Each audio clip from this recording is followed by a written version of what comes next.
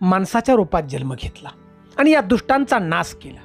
ज्याप्रमाणे भगवान श्रीकृष्णांनी जन्म घेतला या पृथ्वीवरती धर्माला आलेली ग्लानी घालवण्यासाठी आणि सत्याचा विजय करण्यासाठी, त्याचप्रमाणे या पृथ्वी तलावरती एकदा अन्याय झालेला होता।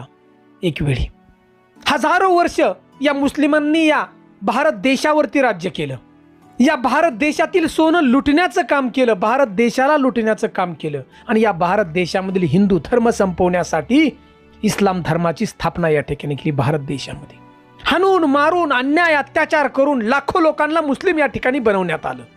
या भारतामध्ये मंदिरामध्ये पूजा करता येत नव्हती, मंदिरातली घंटी वाजवता येत नव्हती, आया बहिणींची इज्जत लुटली जात होती। आणि त्याच वेळी माँसाहेब जिजाऊंना प्रश्न पडला की हिंदू धर्म कसा टिकणार, हा अन्याय अत्याचार कसा थांबणार। यासाठी माँसाहेब जिजाऊंनी बहिरी